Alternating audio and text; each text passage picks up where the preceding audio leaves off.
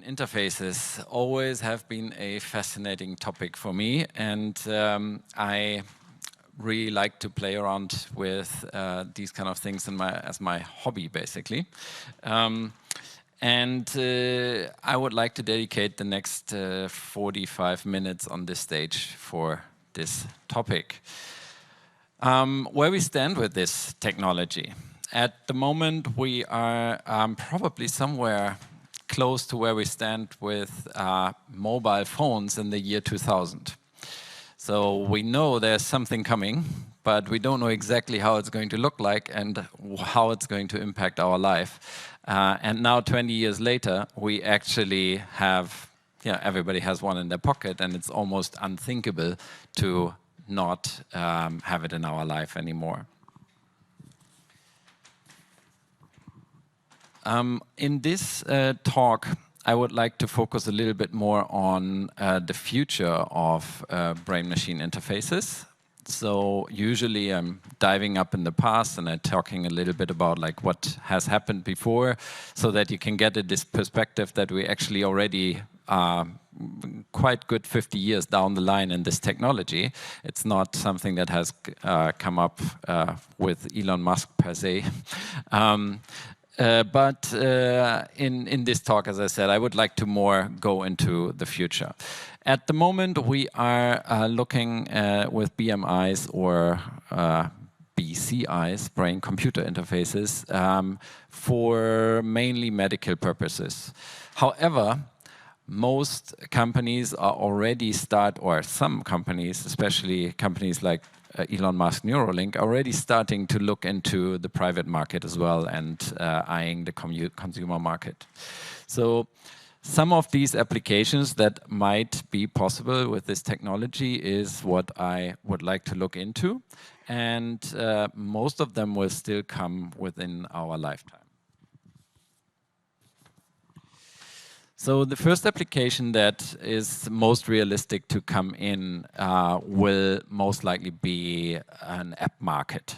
So we have now something inside our brains or outside of our brains that can read brain activity. We see all this neuron fire, but we don't really understand too well by today like what is actually happening there. So we need to learn, and with an app market, we basically have a perfect opportunity to read out these data, build machine learning algorithms to make sense out of it, and then grow from there. And quintessentially, yes, there are already machine learning algorithms who we use in the hardware that is out there today, but the real deal is always with the data. Right, so there's a reason why Google is bigger than Intel. So with then thousands of developers basically throwing, nice, good. So we are still on that one. Thank you. With thousands of developers basically throwing themselves onto that problem, we're going to see a lot of development with toolkits and libraries and ML processes that's gonna get better. And quintessentially, after a while, we don't know how long it takes, but at some point it will be as easy to build a app for your brain as it is to basically build your own website today. The next application that the world has waited for is that we get rid of all our input devices and have input directly from our brain. There is quite a lot of work already being done on that. One option is something called silent speech. Silent speech is basically you say the words in your mind, but you don't speak it out with your mouth and your tongue, and then the input will come directly from your brain into your device. And now let's think a little bit about like what could that mean? Like how could we, for example, we could imagine artists to create art by just thinking about it instead of going over using hands to do that. Obviously, this could be a real killer app. It's also most likely, or there is a good opportunity that we're going to get to a point at some point that people who will use a BMI will be so much more efficient to people who do not use a BMI that you most likely get certain jobs only when you use a BMI. The next application would be Augmented Vision, which is something that we are actually already looking in. We have a way of triggering neurons, and we know already which neurons we need to trigger in order to give you, for example, a flash in your eye. So you will see like a white spot somewhere. And that technology, driven a couple of years down the line, we then can project colors into basically the neurons inside your visual cortex, and with that we will be able to make images, create images onto your visual sphere, basically on what you see already. So we could think about things like we have a wall there, a white wall. I want to have a TV screen there. I can just basically project it inside my mind on there. Whenever I look there, I see the football game, but nobody else. Everybody would just see a white wall there. We could also think about see the Twitter feed of you when I look at you.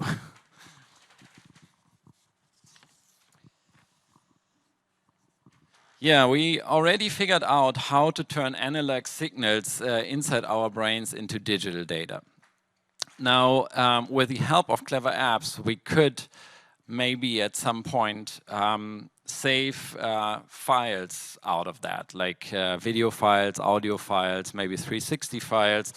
Probably we're also going to invent new file standards that are going to transport a lot more than just visual output. And with that, we can then actually also, basically save things like smell, temperature, skin sensory inputs, and maybe even higher level thoughts like fear, joy, love, or others. These experiences can then be stored basically on hard drives. Thinkable is also that we will store this on devices that we have somewhere, maybe also implanted in our brains, or wear on our body. Now, thinking this further, is we could then go and take this data and project it back into the brains.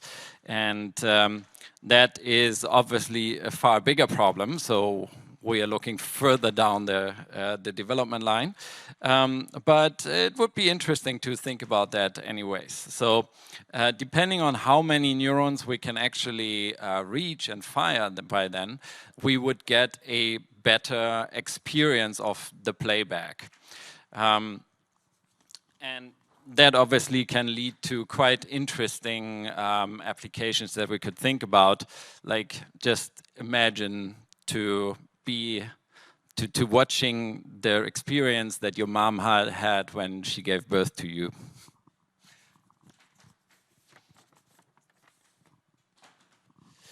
At the moment, humans have 5 senses. With this technology, we could actually also use external sensors and bring them into our brain, like, for example, radar, ultrasound, or these kind of things. Could give interesting applications as well. Today, if we want to exchange data or we want to talk to somebody, we basically make a call or a video call.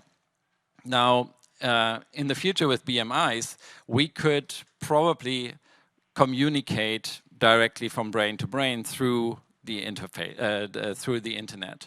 However, if that is possible at some point, we could probably also transmit far more than just video and audio.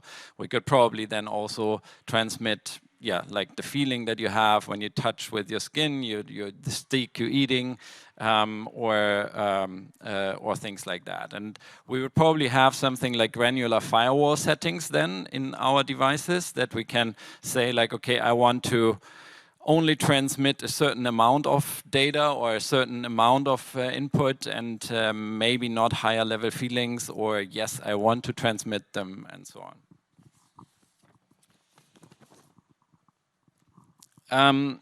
Since this enables us then to be inside another person's body for a certain time, the floodgates for all kind of weird entertainments are open.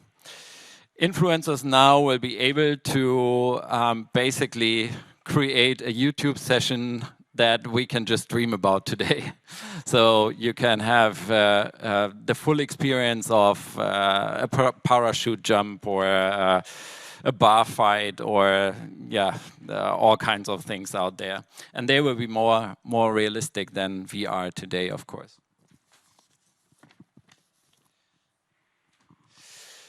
Unique experiences and knowledge is actually something that we value quite high these days. So in the future, that will be the same. But with BMIs, the monetization model will be completely different than we have today.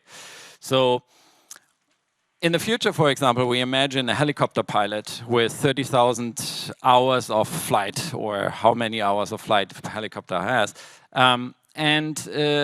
That person would then upload their knowledge, their experience, into the cloud, put a price tag on there, and people can download it, and then would be able to fly that helicopter in the same fashion. Now, if we are at that point, then that means that knowledge basically becomes a commodity. And with the amount of uploaded data that is out there, we can then reach probably also a lower price tag on these, because this would be then experienced by millions. And this would basically the university of the future. So the way how we learn, the way how we develop our society will fundamentally change if we get to that point. And of course, if we have a market where you can buy these kind of things, you also have a black market, and I leave up to you how that would look like.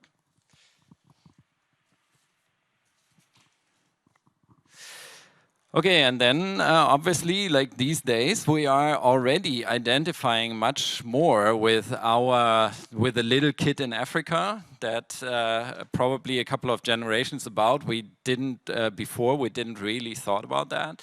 But now we feel already much closer because of our media and online behavior.